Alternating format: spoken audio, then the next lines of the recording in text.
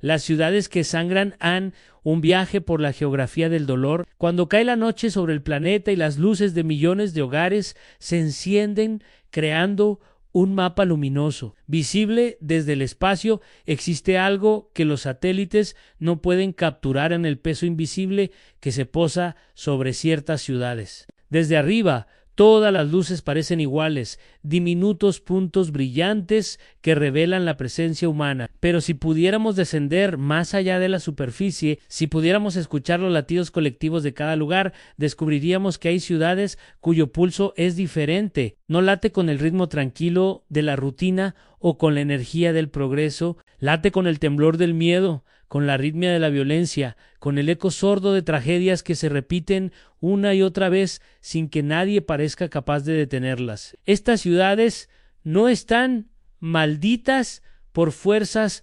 sobrenaturales, no hay demonios antiguos ni brujería involucrada. La maldición es mucho más tangible y por lo mismo mucho más dolorosa, es humana. Es el resultado de décadas de decisiones equivocadas, de sistemas que fallaron, de gobiernos que abandonaron, de sociedades que miraron hacia otro lado. Es el producto de la pobreza estructural, de la desigualdad normalizada, de la corrupción que carcome desde dentro, de la violencia que se vuelve parte del paisaje hasta que nadie recuerda cómo era vivir de otra manera. Este no es un recorrido turístico, no busca el morbo fácil ni pretende espectacularizar el sufrimiento ajeno. Este es un intento de comprender, de mirar de frente aquello que la mayoría prefiere ignorar, de reconocer que detrás de cada estadística hay seres humanos reales, cuyas vidas transcurren en condiciones que ninguno de nosotros querría experimentar, porque solo entendiendo las raíces profundas de esta violencia, solo reconociendo los mecanismos que la perpetúan, podemos aspirar a imaginar soluciones que vayan más allá de los parches temporales y las declaraciones vacías. Colima, la tranquilidad que se desangró en silencio. Nuestra primera parada nos lleva al occidente de México, a un estado pequeño que durante décadas fue sinónimo de tranquilidad. Colima, con su capital del mismo nombre, era ese lugar al que la gente se refería con cariño, como un rincón apacible donde la vida transcurría sin sobresaltos. Un territorio volcánico, fértil, atravesado por caminos rurales donde los agricultores cultivaban limones, cocos y papayas bajo un sol las familias se conocían entre sí, los niños jugaban en las plazas, las noches se llenaban de conversaciones pausadas y risas genuinas. Era en muchos sentidos el México que la propaganda turística siempre quiso mostrar, auténtico, cálido, hospitalario, pero algo cambió a no de golpe, no de un día para otro. La violencia no llegó como un huracán que arrasa todo a su paso, llegó como una filtración lenta, como el agua que se cuela por las grietas de una pared y sin hacer ruido va pudriendo la estructura desde dentro. Comenzó con rumores, con historias que la gente contaba en voz baja, mirando por encima del hombro, como si pronunciar ciertas palabras en voz alta pudiera invocar algo peligroso. Dicen que por allá hay gente armada, dicen que encontraron algo en la carretera, dicen que fulano desapareció y nadie pregunta. El origen de esta transformación está en la geografía criminal de México. Cuando las grandes organizaciones del narcotráfico comenzaron a fragmentarse, cuando los liderazgos se disputaron y los territorios se dividieron, el mapa completo del país se convirtió en un tablero de ajedrez mortal. Y Colima, ese pequeño estado que muchos consideraban insignificante, resultó ser una pieza clave. Su ubicación es estratégica, tiene salida al mar por el puerto de Manzanillo, uno de los más importantes del Pacífico mexicano, y está conectado por carreteras que cruzan hacia el norte, hacia Jalisco, hacia Michoacán. Para los cárteles, controlar Colima significaba controlar rutas de entrada y salida de mercancías ilegales, significaba tener acceso a puntos de distribución, significaba poder. Los enfrentamientos empezaron siendo esporádicos, un tiroteo aquí, un hallazgo de cuerpos allá, pero poco a poco la frecuencia aumentó. Los grupos criminales cada vez más desesperados por consolidar su dominio, comenzaron a disputarse no solo las carreteras principales, sino cada colonia, cada ve, cada cuadra. La violencia dejó de ser algo que pasaba en otro lado y se instaló en el corazón mismo de la ciudad. Los vecinos empezaron a reconocer el sonido de los disparos, a distinguir entre fuegos artificiales y balaceras. Aprendieron a tirarse al suelo cuando escuchaban el rugido de las camionetas acelerando, a no hacer preguntas cuando veían movimientos extraños, a bajar la mirada cuando cruzaban frente a ciertos lugares. Lo más devastador no son solo las muertes, aunque cada una de ellas es una tragedia irreparable. Lo más devastador es la forma en que la violencia va minando el tejido social. Las personas dejan de confiar, los negocios cierran temprano, las fiestas patronales que antes reunían a pueblos enteros se cancelan o se realizan con un miedo latente. Los jóvenes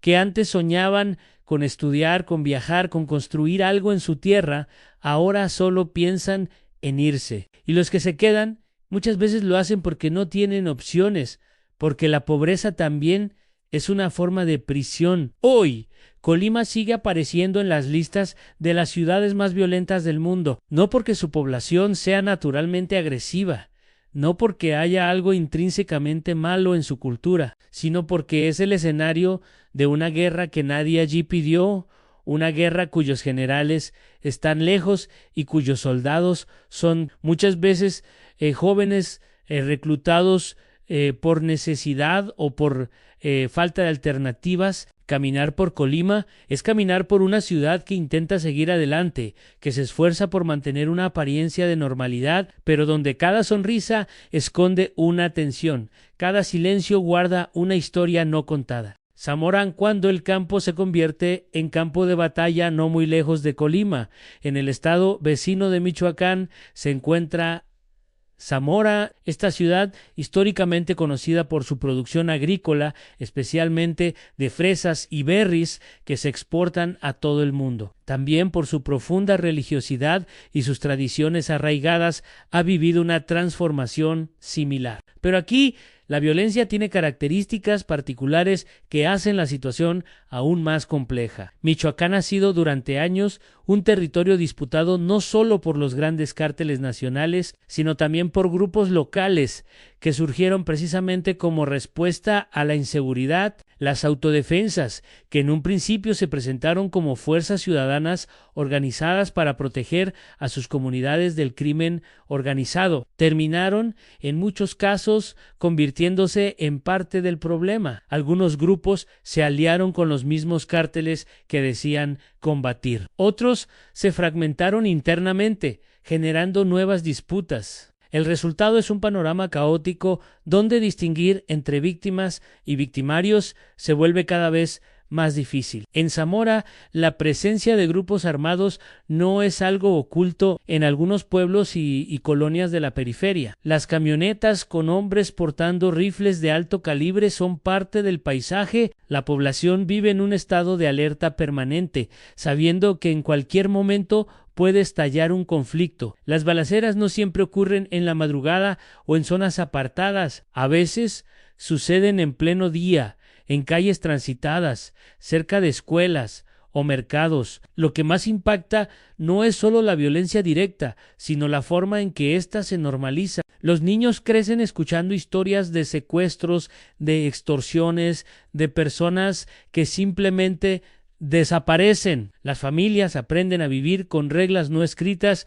no pasar por ciertas calles, no salir después de cierta hora, no preguntar demasiado. El miedo se convierte en una segunda naturaleza, en un instinto de supervivencia que se transmite de generación en generación. La economía también sufre. Los comerciantes pagan cuotas a grupos armados para poder operar. Los agricultores ven cómo sus tierras se convierten en escenarios de enfrentamientos o en rutas clandestinas. El turismo, que alguna vez fue una fuente de ingresos modesta pero constante, prácticamente desapareció. ¿Quién quiere visitar un lugar donde la violencia puede estallar en cualquier momento? Y lo más trágico es que muchas personas ya no recuerdan cómo era vivir sin miedo. Para los jóvenes que nacieron en los últimos 15 o 20 años, esta es la única realidad que conocen. No tienen memoria de un Zamora tranquilo, de un Michoacán, donde la gente salía sin preocupaciones. Su normalidad es esta: la violencia latente, la desconfianza constante, la sensación de que en cualquier momento todo puede desmoronarse. Johannesburgo, el oro, que nunca brilló para todos.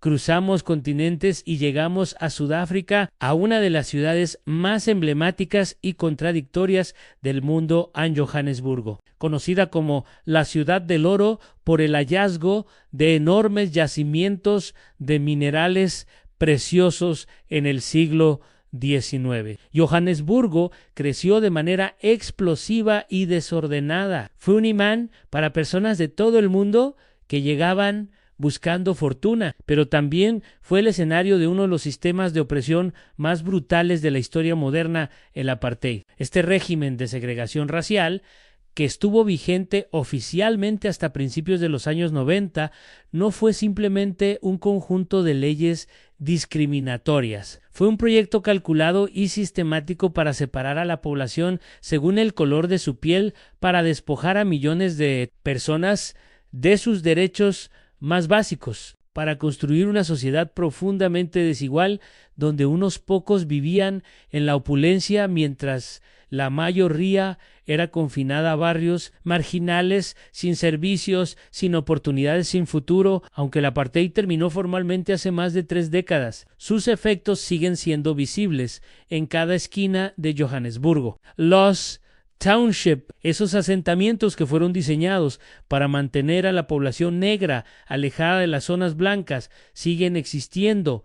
Soweto, Alexandra, Diepsloot, nombres que resuenan en la historia de la lucha contra la opresión, pero que hoy siguen siendo sinónimo de pobreza extrema, violencia y abandono. Las pandillas surgieron como una respuesta natural a la desesperación. Cuando no hay empleo, cuando la educación es inaccesible, cuando las instituciones del Estado no llegan o llegan solo para reprimir, la criminalidad se convierte en una de las pocas formas de supervivencia. Los robos violentos, los asaltos a mano armada, los secuestros express, todo esto es parte del día a día en muchas zonas de la ciudad. Pero reducir el problema de delincuencia es simplista y deshonesto. Es violencia estructural, es el resultado directo de décadas de exclusión sistemática. Johannesburgo es una ciudad de contrastes extremos. Tiene rascacielos modernos, centros comerciales de lujo, barrios residenciales con seguridad privada,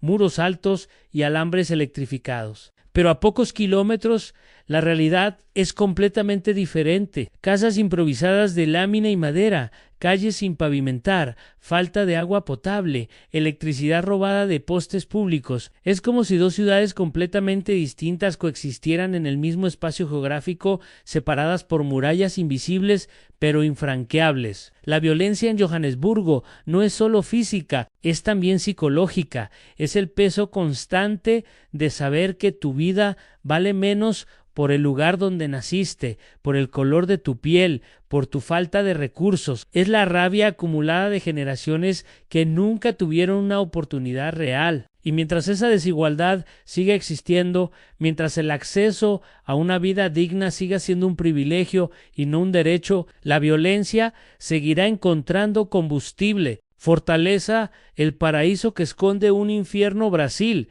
ese gigante sudamericano de playas interminables, música contagiosa y una energía única. También alberga algunas de las ciudades más violentas del continente. Fortaleza, capital del estado de Ceará, es un ejemplo perfecto de cómo la belleza exterior puede coexistir con la brutalidad más cruda. Para los turistas, Fortaleza es un sueño. Playas de arena blanca, aguas cristalinas, sol todo el año, gastronomía deliciosa y gente alegre. Las postales muestran paisajes idílicos, atardeceres dignos de películas, hoteles de lujo donde todo parece perfecto, pero esa es solo una cara de la moneda. La otra cara es mucho más oscura. Las favelas de Fortaleza son territorios donde el Estado prácticamente no existe. No hay servicios públicos confiables, no hay presencia policial efectiva, no hay oportunidades educativas o laborales. En ese vacío, las facciones criminales encontraron el espacio perfecto para crecer. Grupos como el Comando Vérmelo, el Primero Comando da Capital y organizaciones locales pelean por el control de estos territorios. Y cuando decimos pelean, no hablamos de disputas legales o negociaciones. Hablamos de guerras abiertas, de tiroteos que duran horas, de ejecuciones públicas diseñadas para sembrar terror. Lo más desgarrador es que muchos de los combatientes en estas guerras son adolescentes, chicos de 14, 15, 16 años que nunca tuvieron una infancia real, que crecieron viendo la violencia como algo normal, como la única forma de ganarse respeto, de tener algo, de ser alguien. Son reclutados con promesas de dinero, de protección, de pertenencia, y una vez dentro, salir es casi imposible. La deserción se paga con la vida. La violencia en Fortaleza es rápida y brutal. Los asesinatos no siempre tienen un motivo claro para los observadores externos. A veces es venganza, a veces es castigo, a veces es simplemente una demostración de poder. Los cuerpos aparecen en las calles, en terrenos baldíos, en playas apartadas. Las familias lloran, entierran a sus muertos y siguen adelante, porque no hay otra opción.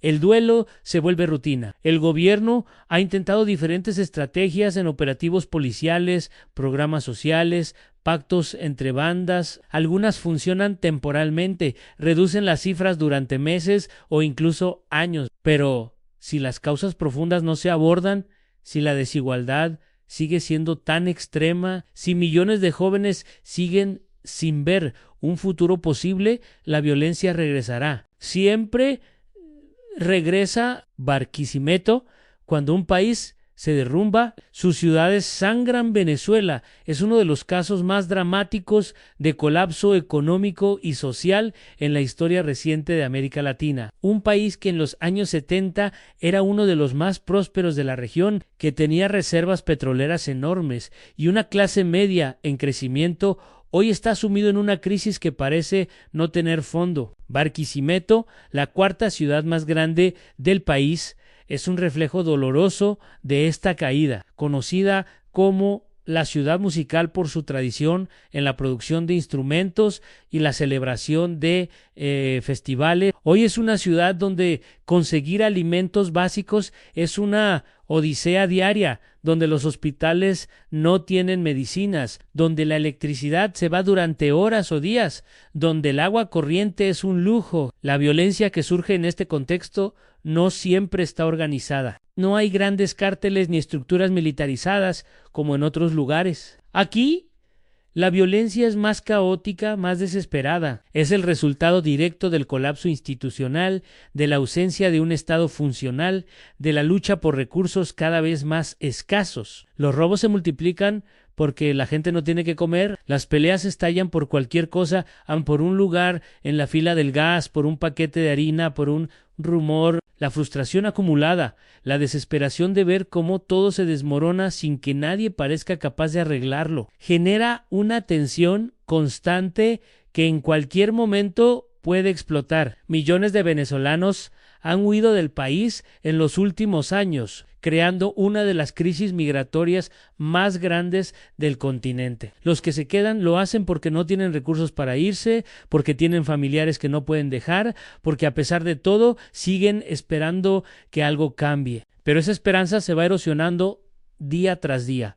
Barquisimeto es una ciudad que resiste. Su gente, a pesar de todo, sigue intentando mantener vivas sus tradiciones, sigue saliendo a las calles, sigue buscando formas de sobrevivir, pero el peso de la crisis es inmenso y la violencia que ésta genera es solo uno de los muchos síntomas de un sistema que colapsó. San Pedro Sula, el reino de las maras. Honduras es uno de los países más pobres de América Latina y San Pedro Sula, su segunda ciudad más grande y motor económico, ha sido durante años un símbolo mundial de la violencia extrema. Durante mucho tiempo ostentó el título de ciudad más peligrosa del mundo, con tasas de homicidios que superaban por mucho las de zonas en guerra declarada. El fenómeno de las maras es central para entender la violencia en San Pedro Sula. Estas pandillas que surgieron en Los Ángeles en los años 80 entre comunidades de migrantes centroamericanos. Se expandieron por toda la región cuando Estados Unidos comenzó a deportar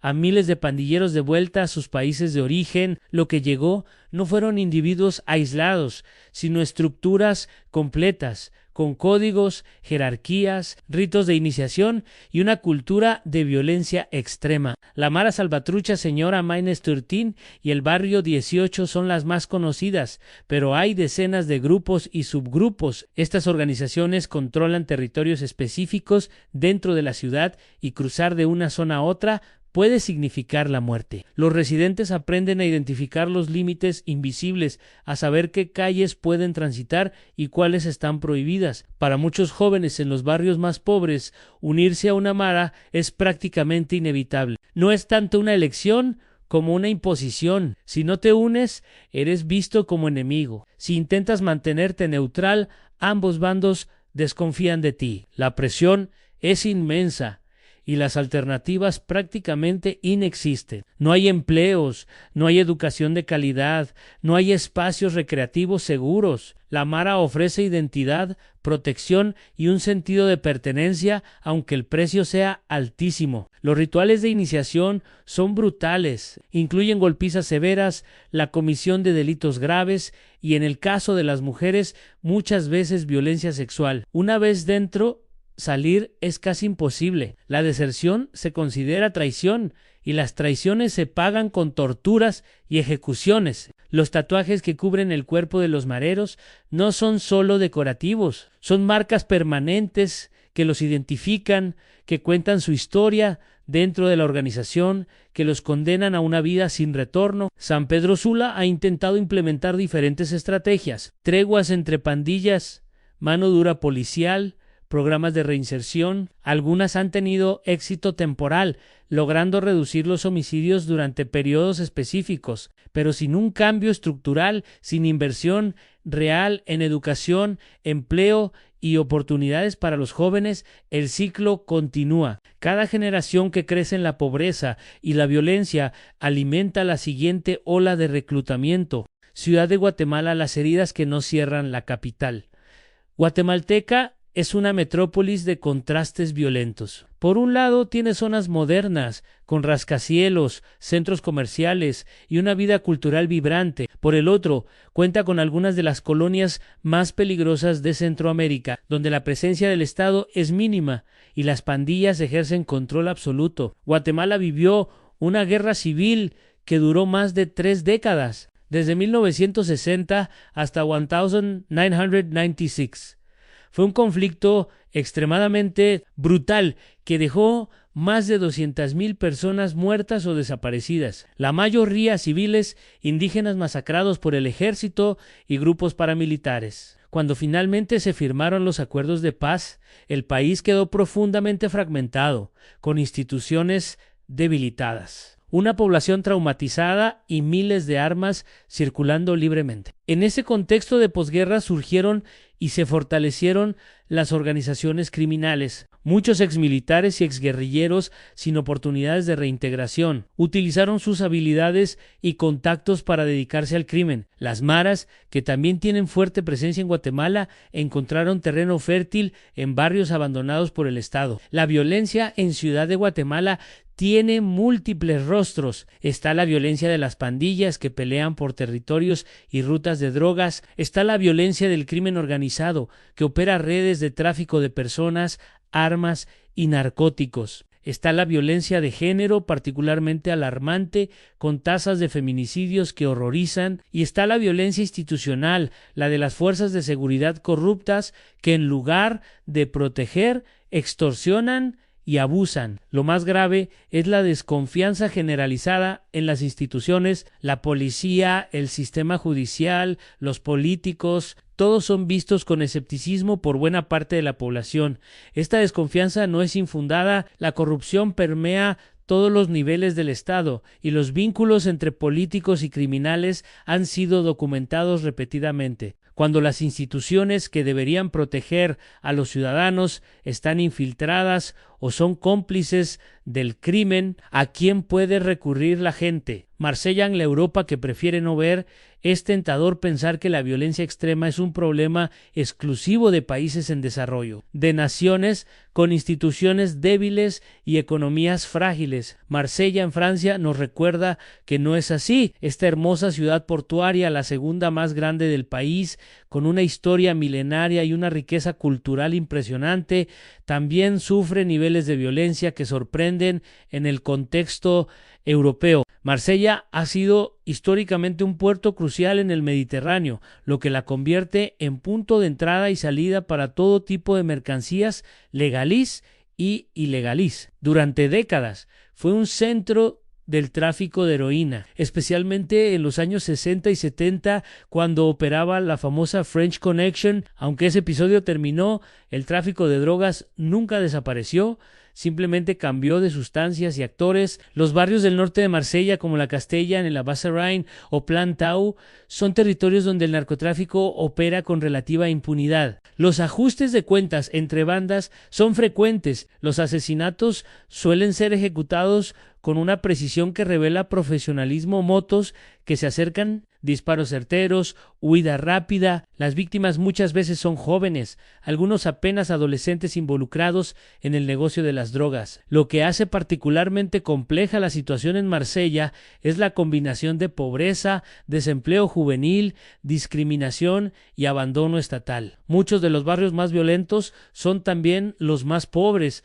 donde viven principalmente familias de origen inmigrante, especialmente del norte de África. Estas comunidades han sido históricamente marginadas, con acceso limitado a educación de calidad y oportunidades laborales. El Estado francés ha intentado diferentes aproximaciones a intervenciones policiales masivas, programas de renovación urbana, iniciativas educativas. Algunas han tenido impacto positivo, pero el problema persiste. Mientras exista una economía ilegal tan rentable como la del narcotráfico y mientras haya jóvenes sin perspectivas que vean en ella su única opción de ascenso económico, la violencia continuará. Ciudad del Cabo, el paraíso partido en dos. Sudáfrica aparece 2 veces en este recorrido y no es casualidad. El legado del apartheid sigue siendo tan profundo que prácticamente todas las ciudades importantes del país enfrentan niveles críticos de violencia. Ciudad del Cabo es quizás el ejemplo más dramático de esta dualidad. Vista desde ciertos ángulos, Ciudad del Cabo parece sacada de un sueño. La majestuosa Table Mountain dominando el paisaje, playas de arena blanca, viñedos exuberantes, una arquitectura que mezcla influencias europeas y africanas. Es uno de los destinos turísticos más populares del continente, un lugar que atrae a millones de visitantes cada año. Pero existe otra Ciudad del Cabo, una que los turistas rara vez ven. Son los Cape Flats, extensas áreas planas al este de la ciudad donde viven millones de personas en condiciones de extrema pobreza. Khalielesha, Mitchell's Plain, Manenburg, Hanover Park, nombres que para muchos residentes del centro o de los suburbios elegantes son prácticamente territorios extranjeros dentro de su propia ciudad. Las pandillas dominan estos barrios. The Americans, The Hard Livings, The Sexy Boys y docenas más pelean constantemente por territorio y control del mercado de drogas. La violencia es endémica. Los tiroteos son tan comunes que muchos residentes han desarrollado una habilidad casi instintiva para distinguir el sonido de diferentes armas de fuego y calcular qué tan cerca están los disparos. Lo más trágico es que las víctimas frecuentemente son inocentes, a niños alcanzados por balas perdidas mientras juegan, mujeres muertas en fuegos cruzados, ancianos atrapados en enfrentamientos. Vivir en estos barrios significa vivir en estado de alerta constante, desarrollar rutas mentales de escape, enseñar a los hijos a tirarse al suelo cuando escuchen disparos. El origen de esta violencia está directamente conectado con el apartheid. Los Cape Flats fueron donde el régimen segregacionista reubicó forzosamente a las comunidades de color, término que en Sudáfrica se refiere a personas de ascendencia mixta. Se les despojó de sus hogares en zonas más céntricas y se les confinó a estas áreas sin servicios adecuados, sin oportunidades, sin futuro. Décadas después, las consecuencias siguen siendo devastadoras. Tijuana a la frontera que devora a sus hijos. Finalmente llegamos a Tijuana, la ciudad fronteriza mexicana que se ha convertido en símbolo de las consecuencias del tráfico de drogas hacia Estados Unidos. Situada justo en la línea que separa México de California, Tijuana es un punto crucial en el mapa del narcotráfico, y esa posición estratégica la ha convertido en uno de los lugares más violentos del país. Tijuana no siempre fue así. En los años 80 y 90, aunque ya tenía problemas de seguridad, era principalmente conocida como ciudad de paso, lugar de vida nocturna y destino de fin de semana para estadounidenses que cruzaban la frontera buscando diversión barata. Había una cierta tolerancia hacia actividades ilegales, pero dentro de límites relativamente controlados. Todo cambió con la militarización de la lucha contra el narcotráfico iniciada en 2006, cuando el gobierno mexicano comenzó a atacar frontalmente a los grandes cárteles. Estos se fragmentaron. De unas pocas organizaciones grandes surgieron docenas de grupos más pequeños, todos peleando entre sí por territorio. Tijuana quedó en medio de una guerra sin cuartel entre el cártel de Sinaloa, el cártel Jalisco Nueva Generación y grupos locales como el cártel de Tijuana, otrora poderoso, pero ahora fracturado. Los enfrentamientos son constantes, ejecuciones en plena luz del día, cuerpos descuartizados, dejados como mensajes, casas de seguridad donde se encuentran fosas clandestinas con decenas de víctimas. Los números son escalofriantes en años recientes. Tijuana ha registrado más de 2,000 homicidios anuales, una cifra que supera la de muchas ciudades en zonas de guerra. Pero Tijuana no es solo violencia criminal, también es una ciudad de migrantes, de personas que llegaron desde el sur de México o desde Centroamérica con la esperanza de cruzar a Estados Unidos. Muchos se quedan atascados en la frontera, sin recursos, viviendo en campamentos improvisados, vulnerables a todo tipo de abusos. Las caravanas de migrantes que han llegado en años recientes han añadido otra capa de complejidad a una situación ya de por sí difícil. La economía local también sufre. Aunque Tijuana tiene una industria maquiladora importante, los niveles de violencia alejan inversiones y afectan el turismo. Los residentes viven con miedo constante, modifican sus rutinas, evitan ciertas zonas, regresan a casa antes de que oscurezca. Los jóvenes especialmente están atrapados entre las pocas oportunidades legales y la presión constante de los grupos criminales que buscan reclutar. Si te gustó este video, dale like y suscríbete.